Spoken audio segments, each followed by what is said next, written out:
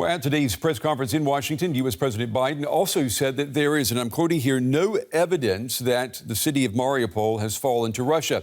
Now, it comes after Moscow tried to claim victory there, saying Russian forces have successfully liberated the port city in Ukraine. Now, some 2,000 soldiers and about 1,000 civilians are still believed to be holding out inside the vast Azovstal steel plant inside the city. Kyiv is demanding that Moscow open a humanitarian corridor to let civilians leave safely. President Putin called off plans today to storm that complex. Instead, in a televised meeting, he told his defense minister to completely seal off the area. Our report now on the steel plant that has become a symbol of Ukrainian resistance. The vast Azovstal steel plant, seen here in footage from Russian state television. It's the last part of Mariupol under Ukrainian control after nearly 2 months of heavy fighting. With much of the strategic port in ruins, President Putin has claimed victory in the city and told his defense minister to seal off its defenders in their last stronghold. I consider the proposed storming of the industrial area pointless. I order to abort it. There is no need to climb into these catacombs and crawl underground through these industrial facilities. Block off this industrial area so that not even a fly can get through. Will never succeed in dominating. But in Washington, U.S. President Joe Biden dismissed Putin's claims. It's questionable whether he does control Mariupol. One thing for sure we know about Mariupol, he should allow humanitarian corridors to let people on that steel mill and other places are buried under rubble to get out. That's what any head of state would do in such a circumstance. And so there is no evidence yet that Mariupol is completely fallen. Ukrainian authorities have also urged Moscow to open humanitarian corridors to allow those sheltering in the heavily bombarded Azovstal plant to flee. These pictures provided by the plant's defenders show some of the hundreds of civilians said to be sheltering in bunkers below the steelworks. But previous efforts to organize evacuations from Mariupol have had little success. Some 100,000 residents are thought to still be living among the ruins. In Kyiv, Ukrainian President Volodymyr Zelenskyy, speaking alongside his Spanish and Danish counterparts, remains defiant in the face of Russia's assault. I know that they've captured most of Mariupol a long time ago. We're very aware of that.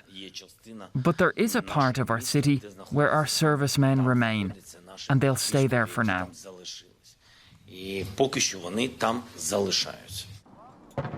With no surrender planned by those blockaded in the Azovstal steel plant, there is growing concern that those trapped inside could starve.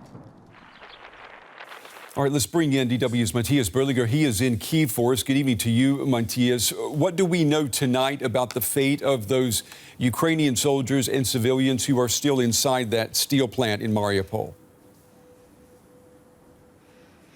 Not a lot, I'm afraid, but we know that an estimated 2,000 servicemen and maybe 1,000 civilians, maybe more, maybe less, are still on that territory, and that the attack that has been going on for the past few days has been aborted, and that Putin has, as we have seen, ordered to seal it off, which means that he is probably trying to starve these people because, of course, their supplies are limited, their supply of ammunition is limited, and the mayor has said today that there's little hope for a corridor to evacuate at least the civilians or all of these people, because no ceasefire could be achieved, and there have been attempts, of course, to do that, but they have failed so far because the shelling had continued during that time. There will certainly be, I guess, attempts to establish another corridor, or to maybe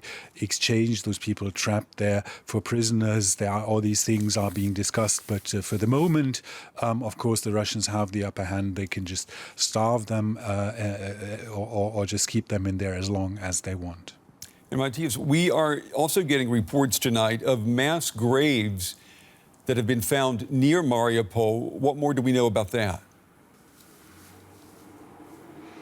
Yeah, these satellite imagery has shown that there were many fresh ditches that look like graves in a place where authorities have said that Russian authorities have buried the dead. We know that, or the mayor of Mariupol estimates that 20,000 people at least have died in these weeks where the city was under siege.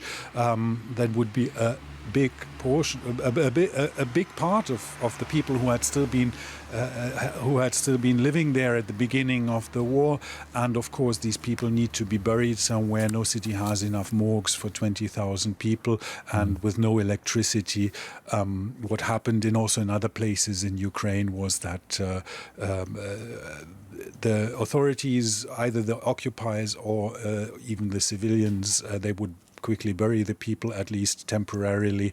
And these big graves, of course, these images, they support what the mayor has said, that the number of people who died in this city is really high.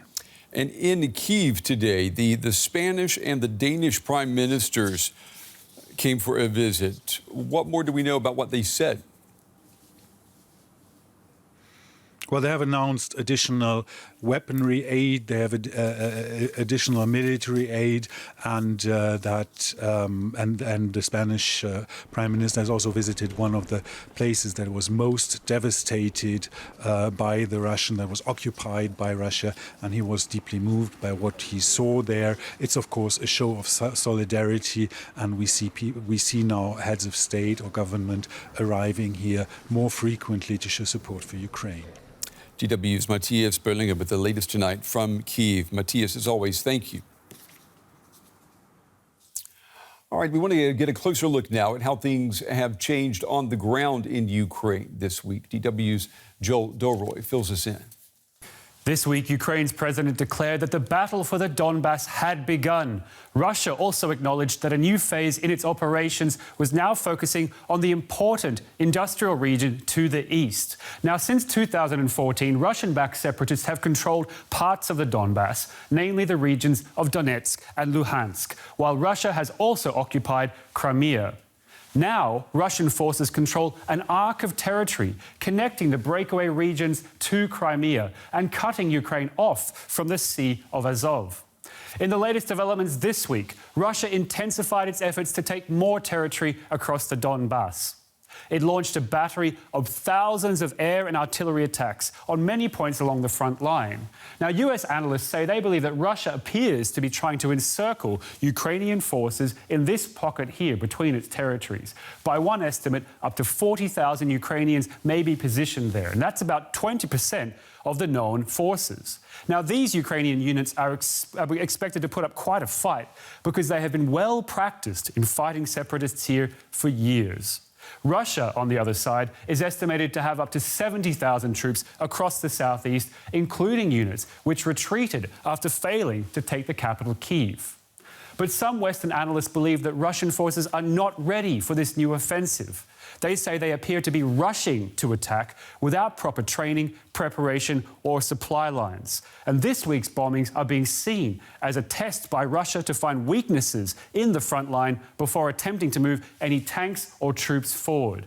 Ukraine continues to call for more weapons from Western countries to try and hold the Russians back.